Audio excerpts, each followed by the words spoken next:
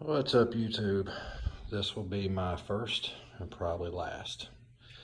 What I got here is a CBR 954RR.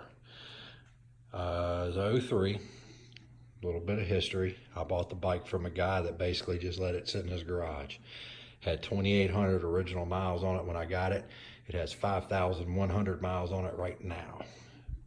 So guy was coming to buy the bike because I want to get a Harley, and had the bike running, and the bike just stopped. Turn the key off, turn the key back on, guess what? No fuel pump. So searching on YouTube, searching on the internet, searching all over, it seems these things have quite a bit of problem with them. A lot of times, right underneath that key there, on the bottom side, there is a diode. The pink wire, small pink wire. That diode turns 12 volt down to 9 volt. I tested that. Mine was fine. It was giving out 9 volts. Right behind the instrument cluster, you got to take the whole nose of the bike off. There is a bank angle sensor. A lot of times they go bad, they'll kill the fuel pump. Tested that. That was fine. Somewhere in this mess, there is a fuel pump relay. And then back in here, there's 3 relays. All of them are the same. I flip-flopped all of them around. Worked fine. Wasn't the relay. Couldn't figure out for the life of me what it was, so I kept testing. Can't find anything on the internet for this. Did see one person showed a video, had the same problem. Down here, that's the plug for the fuel pump. Already got a test light in. Watch. Primes. Key on, prime, and off, the way it's supposed to work. Now I test that, and then I hook my fuel pump up. I test the fuel pump right there. You can vaguely see where I stabbed, and I get power. I turn it over here. I test that blue wire right yonder, all the way up there. No power. So power there, no power there. So I was at wit's end, didn't know which way to go with it. Was even thinking about taking it to my local Honda dealer and let them fuck with it. Now I decided to figure out why I have power at the wire underneath this pump, but not here. So I skinned that back a little bit in thoughts of trying to get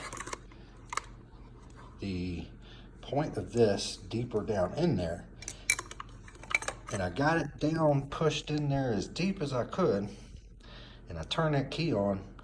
Fuel pump actually turned the hell on, and it continued to. I cycled the key maybe 10 times, and every time it turned on. Then I wiggled this wire around, boom, lost it. Wiggled the wire around a little bit more, got it back.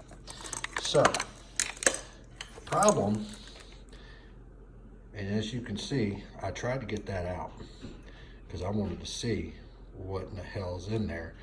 You got a brown wire and it switches to blue. So obviously there is a connection inside this, and that's not just meant to seal the wires up. So that is where a short happened. Again, this bike only has 5,000 miles original. It's been babied its whole life. It's never been stunted. I don't even think it's ever been on one wheel. So apparently this can just happen. But what was getting to me is that there are absolutely no videos online to show you this right here. I did see one video the guy showed me. In the video, he had power right there. He had power at the back of the pump. He had no power right here. But he didn't tell me, or in the video, what the hell caused it.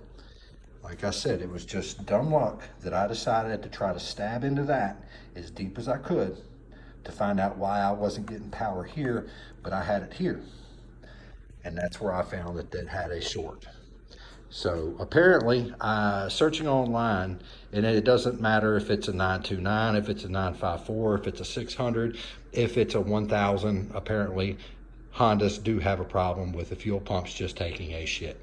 Most of the time, yes, it will be the diode that takes 12 volt down to 9 volt. Again, that's under here. This assembly comes out from the bottom.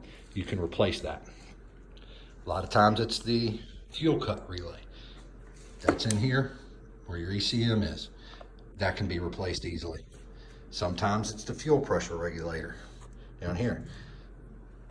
But if you test like me, you had the whole bike apart like me. I had everything off of this bike, every damn thing. Lost days of sleep over it. That's what it was.